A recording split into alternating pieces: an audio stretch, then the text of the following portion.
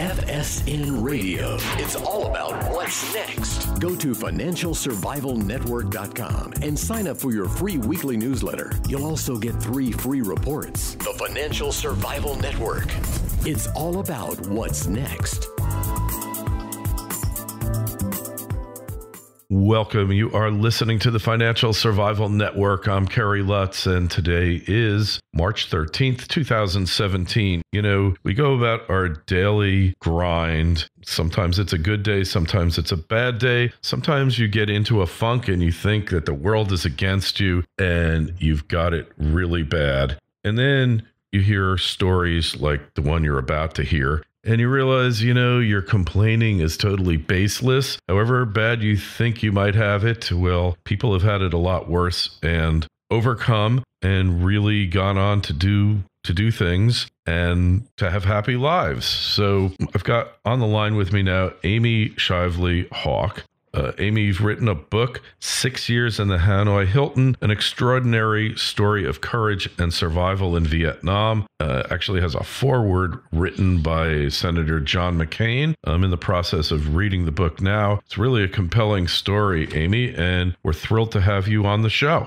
Thank you, Kerry. Thanks for having me. I'm thrilled to be here. So briefly, if I could just kind of lay out the intro here. Your mom, her then boyfriend, Air Force fighter pilot James Shively, he shot down over North Vietnam, ejects from his aircraft, is then captured and brought to the Hanoi Hilton, where other, I hesitate to call them luminaries, but well-known people such as Senator John McCain and Admiral Stockdale are kept, and he's tortured and undergoes just horrible treatment. And your mom basically is waiting and then decides to move on with her life. Finally, your stepdad is released, and I'll kind of let you take the story from there. Well, thank you for summing it up. You did a great job. Did I do okay? Right. You did. I didn't want to trivialize in high school. Yeah, I didn't want to trivialize his story, but yeah. Yeah, no, not at all. Not at all. You know, they had dated in high school, and you're exactly right. He went to the Air Force Academy, and he was an elite fighter pilot for the United States Air Force, and so they sent him over to fly in Southeast Asia. And, you know, she did wait, but he was shot down over Hanoi, and she wasn't sure if he would ever come back. So she did take a step to move on with her life and got married and moved to Seattle and had my sister and I. Well, then my stepdad was released from prison, and so she rejoined him again, and he ended up adopting my sister and I into his family. So we were really privileged to grow up in his home, and it's just kind of a unique love story. Well, it's love deferred but not denied, right? That's right. That's exactly right. They were always meant to be together. Yeah. So kind of makes you believe in soulmates and such. So your stepdad, or your father, actually, really shouldn't call him your stepdad. I mean, he adopted you as your father. He said he had the privilege to be captured, the opportunity to be captured, the opportunity to be interrogated, to be tortured, and the experience of answering questions under torture. And it was obviously a humiliating experience, but that's kind of an interesting way of putting it. The opportunity, most people would feel like, hey, I'm shot down, I'm a captor, I'm no longer free, can't come and go as I please. My life is over, at least for the time being, until and if I ever get out of this horrible place. You know, and that's exactly why I felt like I wanted to write this book. First of all, I wanted to acknowledge his story and the story of these veterans that served for the liberty that we enjoy today. I wanted to write a tribute to them. But also, he was a very unique man in that he clung to hope while he was in there, which was a source of inspiration to the other prisoners. He held on to his courage and his hope for a better day. And, you know, he really was just a source of inspiration. He went through the most brutal experiences you can ever imagine. And of course, he did in the first 6 months that he was held as a captive. He was depressed and contemplated suicide. And then he just decided that he was going to find a reason to smile every day, and that he was going to lift up the other prisoners around him and be kind of a stabilizing influence within the camp. And so he really was just an extraordinary man. Sounds like it. So how did he come to this epiphany, if you will? How did he say, I'm alive and I'm just going to be an inspiration to the men around me and to myself, for that matter? That's not an ordinary response of most people caught in that situation. If you were caught in it, or I don't know. I think I'd maybe opt for the suicide. A lot of men did opt for suicide, didn't they? And a lot of men were killed or starved to death. And so just the fact that he arrived at this conclusion, I think he was thinking about my mom back home. He was thinking towards the future. He didn't want to get stuck in where he was. And so he was hopeful. And, another reason that I really wanted to get his story out there is because I think every person alive on the planet is going to have a season of crisis, maybe not as brutal as this one, but, everybody goes through depressing and difficult circumstances. And the story of his life message is hang on, just keep hanging on. Do not give up. Yeah. Hey, so you personally, you said you've gotten inspiration from the book. Have you gone through a crisis where you looked at your dad and you said, hey, if he could go through what he went through, then I certainly can get through this? Yes, I was diagnosed with cancer in 2010. And I think I was heavily influenced by his outlook on life, that I was going to take one day at a time. I was going to find a reason to, smile, even when I was scared. And I did get through those circumstances. And he was a source of encouragement and courage to me. I think when you read his story, you will understand it. He kind of just impart courage to the reader. And it also gives a sense of perspective in terms of, what really is a true crisis and what isn't. Yeah. Well, losing some money, to some, it's crisis is in the eyes of the beholder. Let's face it. To some people, going broke, going bankrupt is the worst thing that can happen in life. But then you look at what your dad went through and you say, hey, I'm free here. I can start over.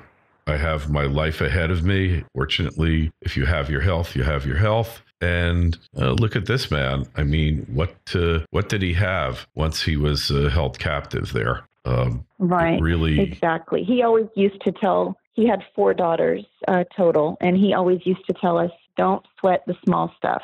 And it's all small stuff. If you can get up in the morning and breathe air and open the door to your room and come and go freely, you don't have cause to complain. So that was his outlook on life. Sure. Yeah, well, it's a healthy outlook. And I guess the only way that you can really get through it reminds me of a guy who was in the concentration camp in World War II. And it's not much different, really, being a prisoner of war camp, the Viet Cong, being in a concentration camp. You don't know if you're going to live or die.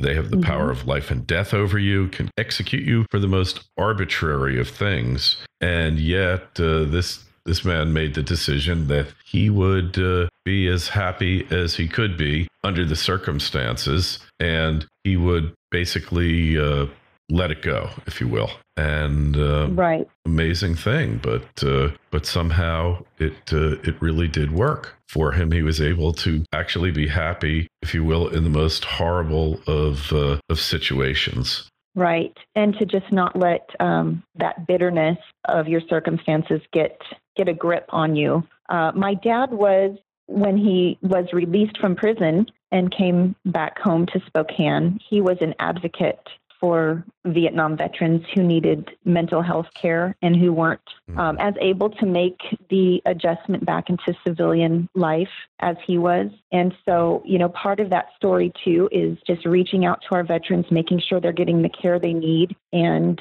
he was a lawyer. He was a trial lawyer. And he took on those kinds of cases, and he was a huge advocate for soldiers coming home with post-traumatic stress disorder, which they didn't call it that back then because they didn't have a formal diagnosis, but he was on the forefront of that movement to make sure they had the right care. Oh, that's a great thing. And you're donating a portion of the proceeds of each book sold to a charity that helps returning soldiers deal with PTSD. Yes, that's exactly right. It's the Headstrong Project, and they are dedicated to providing veterans with free mental health care. And they're based out of Washington, D.C. and New York, and they run on donations. So I wanted to donate part of the proceeds of this book to their organization, and I know that my dad would like that. Yeah, that's a great thing. Yeah, the guy's name who I was trying to remember, who he wrote a book called Man's Search for Meaning. It's a guy by the name of Viktor Frankl. If you haven't had a chance to read that book, highly recommend it because I think it'll really resonate with you because, he basically went through hard conditions like your dad did and yet found meaning in it. And I think that probably is the hardest thing, that you're living this life here that's totally different than the one you expected to live, and really captive with no rights, and your human rights are violated at will. And yet you find meaning and reason to live and inspire and carry on. And, that's what your book really reminded me of, because, the things that your father had to endure and this gentleman, Viktor Frankl, had to endure, very similar things. Really amazing. So we owe you a debt of gratitude, Amy, and we certainly owe your father a debt of gratitude because, like you say, freedom is not free. And he obviously had the calling to serve, and then he kept serving after his return. So you have a lot of things to be grateful for, obviously. Hey, if there's one thing from writing this book, because writing a book is a journey and often a spiritual journey, what's the biggest lesson that you got from writing the book and looking over his journals and his papers? Oh, wow. I would have to say just reviewing his story, reading his journals, going through the tapes, I saw the hand of God on his life. And, I think the reader will come away with that too. He wasn't a super, spiritual guy, but I think as you read through the book and you see, how God was moving, I think that really comes through, that God was with him and God got him out. And then his story is really one of triumph. It's really a story of redemption. Yeah, that's so special. And we all can redeem ourselves if we just, and not talking about religion in a religious way by any stretch, but just a spiritual way. If we just kind of make the determination that our life means that much and it's worth doing. So, Amy, I assume there's a website for the book and way to contact you? Yes, I am at amyhawk.com. The book is available on Amazon and Barnes & Noble and bookstores near you. All right. And it's put out by Regnery Books, and we regularly interview authors from that great publishing house. They really put out amazing books. And Amy, keep up the great work. You're really, it's so great that you were able to tell your dad's story and really show that he counted. And getting the foreword by Senator McCain, also quite a coup. Thank you so much for coming on. And if you got a comment, a question on this interview or any others, email me, kl@kerrylutz.com. That's kl@kerrylutz.com. Twitter feed @KerryLutz. Facebook page, Financial Survival Network. Amy, good luck with the book. Thank you, Kerry. Thank you so much. FSN Radio. It's all about what's next. Go to financialsurvivalnetwork.com and sign up for your free weekly newsletter. You'll also get 3 free reports. The Financial Survival Network. It's all about what's next.